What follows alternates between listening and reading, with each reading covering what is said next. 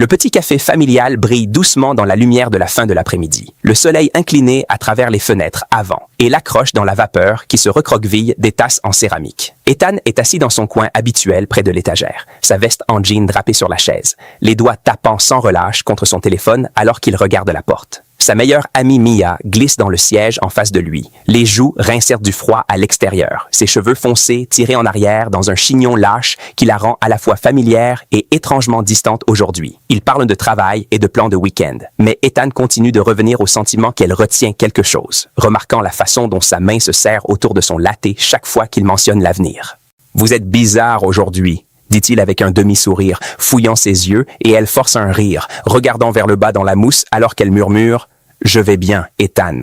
Vraiment. Juste fatigué. » Cette nuit-là, dans son salon d'appartement exigu, éclairé uniquement par la lueur bleutée de la télévision et un seul lampadaire, Ethan feuillette une vieille boîte à chaussures de photos dispersées sur sa table basse. Le réchauffeur tremble dans le coin alors qu'il étudie une image de lui-même au lycée avec son bras jeté par-dessus les épaules de Mia, tous deux souriant de bonheur ouvert et simple. Son pouce s'arrête sur le bord de la photo quand il remarque le visage de Mia. Elle le regarde, pas l'appareil photo, une douceur dans son expression qu'il n'a jamais vraiment vue auparavant, et quelque chose dans sa poitrine se serre. Il entend la voix de sa mère dans sa tête, d'une conversation la semaine dernière. Il y a des choses que vous ne voyez pas sur les personnes les plus proches de vous, Ethan. Et pour la première fois, cela le rend mal à l'aise au lieu de réconforter. Il pose la photo un peu trop rapidement, le bord en carton raclant la table, et murmure dans la pièce vide « Qu'est-ce qui me manque ici ?» Le lendemain soir, le bar du quartier fredonne avec une faible conversation et le clink de lunettes sous des lumières ambrées, l'air enfilé de la faible odeur de bière et d'agrumes. Ethan est assis au bar à côté de son cousin Luc, qui est déjà à mi-chemin à travers une pinte, son rire fort coupant au-dessus de la musique alors qu'il pousse Ethan avec son coude. « Toi et Mia faites toujours ce truc bizarre de meilleur ami qui est essentiellement ta femme ?» Luc taquine et Ethan roule les yeux, prenant une gorgée de sa boisson. « Nous sommes juste des amis, » dit-il, mais il y a un avantage défensif à sa voix qui fait que Luc lève un sourcil. Luc se penche plus près, son ton tombant comme il ajoute « Juste en disant, mec, si elle ne vous l'a pas encore dit, peut-être qu'elle attend le bon moment. » Les gens cachent de gros trucs à ceux qu'ils ont peur de perdre. Et les doigts d'Ethan se serrent autour de son verre, un tremblement de malaise qui le traverse à l'implication qu'il ne peut pas tout à fait nommer. Par un samedi après-midi pluvieux, Ethan entre dans le petit appartement de Mia, secouant des gouttelettes de ses cheveux, alors que le bruit de la tempête étouffe la ville au-delà de ses fenêtres embuées. L'endroit sent faiblement le thé au jasmin et la lessive fraîche, et tout ce qui s'y trouve semble familier. L'étagère tordue, les coussins dépareillés, mais Mia semble étrangement à bout, se balançant près du comptoir de la cuisine avec une serviette à vaisselle tordue entre ses mains. « Vous portez un groove dans le sol », plaisante-t-il légèrement, accrochant sa veste humide à l'arrière d'une chaise, mais son sourire de réponse est mince et n'atteint pas ses yeux. Lorsque son téléphone bourdonne sur la table et qu'il regarde vers le bas, il attrape un flash d'un aperçu de message d'un numéro inconnu. « Nous devons parler de ce que Mia ne vous a pas encore dit. » Son cœur bégait dans sa poitrine et il la regarde, soudainement hyper conscient du petit brèche dans ses épaules comme elle dit « Tout va bien? Tu as l'air d'avoir vu un fantôme. » Plus tard dans la nuit, Ethan est assis seul à sa table de cuisine, la lumière aérienne trop brillante et impitoyable, alors qu'il relit le fil de texte anonyme sur son téléphone. L'historique des messages montre une série de lignes courtes et coupées du numéro inconnu. Vous pensez la connaître. Cela va tout changer. Interrogez-lui sur les lettres.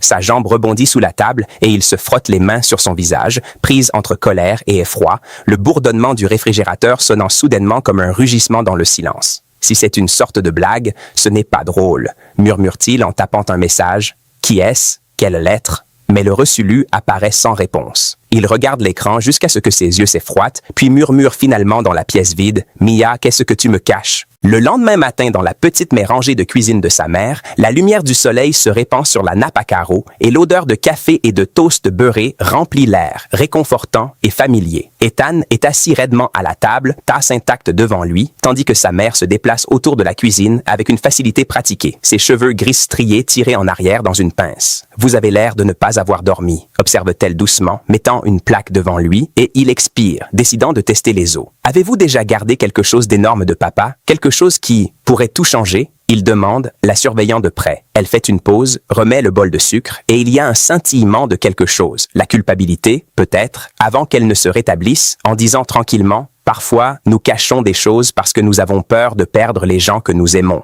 Ethan. Mais les secrets ont un moyen de trouver leur chemin vers la lumière du jour, et la façon dont elle ne rencontrera pas tout à fait ses yeux fait que les cheveux sur ses bras se lèvent. Ce soir-là, alors que le soleil coule et que le ciel à l'extérieur devient violet meurtri, Ethan se tient dans le couloir étroit à l'extérieur de la porte de l'appartement de Mia, ses articulations planant au-dessus du bois. Son cœur bat le tonnerre dans ses oreilles. Les messages anonymes rejouant dans son esprit alors qu'il frappe enfin, le son résonnant plus fort qu'il ne le devrait dans le couloir calme. Quand elle ouvre la porte, elle est dans un pull et des leggings surdimensionnés. Les cheveux se détachent autour de son visage, mais ses yeux s'affûtent instantanément avec inquiétude à sa vue. « Vous n'avez pas envoyé de texto », dit-elle en s'écartant pour le laisser entrer. Sa voix se méfie. Au lieu de bouger, il reste dans l'entrée et brouille. « Mia, quelqu'un m'a envoyé un texto sur toi, à propos d'un secret, quelque chose qui est censé changer tout. De quoi parle-t-il » À l'intérieur de son salon, la seule lumière provient d'un lampadaire projetant un cercle chaud sur le canapé, des ombres se moquant dans les coins, alors que Mia se tient près de la fenêtre, les bras enroulés étroitement autour d'elle-même. Ethan passe près de la table basse, l'espace entre eux chargé, sa voix basse mais tremblante comme il dit. « S'il y a quelque chose que j'ai besoin de savoir, je ne suis plus un enfant, Mia. Dis-le-moi juste. » Elle avale fort, puis se dirige vers une petite boîte en bois sur l'étagère, les doigts s'attardant sur le couvercle avant de l'ouvrir et sort une pile soignée d'enveloppes usées, bords ramollis par le temps. « J'allais vous le dire le jour de votre anniversaire », raconte-t-elle, la voix rauque lui remettant les lettres, certaines adressées dans l'écriture de sa mère, d'autres dans une main qu'il ne reconnaît pas. « Ceux-ci viennent de ton père et de moi. Nous vous avons gardé quelque chose pendant longtemps, Ethan, et vous méritez de le savoir. » Assise sur son canapé quelques minutes plus tard, les lettres s'étendent sur la table basse comme de petites mines terrestres. Ethan lit dans un silence abasourdi alors que Mia est assise en face de lui, les mains tordues sur ses genoux. Une lettre de sa mère explique comment Mia est venue vivre à côté quand ils étaient enfants parce qu'elle était sa demi-sœur, le résultat de la liaison de son père, et comment ils ont décidé de les élever près sans leur dire la vérité, craignant que cela ne détruise la famille. Une autre, écrite plus récemment dans l'écriture de Mia, confesse que quelque part au fil des ans, ses sentiments pour lui se sont compliqués et qu'elle s'est détestée pour cela, choisissant la distance et le secret plutôt que de risquer sa haine. La pièce se sent trop petite, l'air épais comme il entend sa propre voix se briser. « Alors tu es ma sœur, et tu étais amoureuse de moi, et maman le savait ?» Les yeux de Mia débordent de larmes alors qu'elle murmure « Je n'ai jamais voulu te faire de mal. Je pensais que si je restais ton ami, si je restais près, ça suffirait. Mais je ne pouvais pas continuer à mentir éternellement. » Plus tard, dans le même salon, après un long silence brut, la nuit s'est entièrement installée dehors et le bruit de la ville s'est étouffé à un bourdonnement lointain. Ethan s'assoit avec ses coudes sur les genoux, regardant le sol comme s'il pouvait offrir des instructions. Le choc s'est refroidi dans un profond chagrin, pas seulement pour la romance qu'il avait tranquillement imaginée avec Mia, mais pour la version de sa vie qui se sent maintenant irrémédiablement disparue. Tout ce que je pensais que nous étions, tout ce que je pensais que je voulais, tout est tordu, dit-il tranquillement, la voix rugueuse, et Mia s'efface sur ses joues, se forçant à rencontrer son regard. « Nous pouvons redéfinir cela, Ethan, dit-elle, chaque mot tremblant mais sûr. Nous pouvons être honnêtes maintenant. On peut être frères et sœurs, correctement. Je prendrai n'importe quelle partie de vous que je suis autorisé à garder, parce que vous perdre complètement est la seule chose que je ne pourrais pas survivre. » Et après un long moment douloureux, il atteint la table basse, prenant sa main, son emprise instable mais réelle, comme il murmure « Alors nous recommençons avec la vérité cette fois. »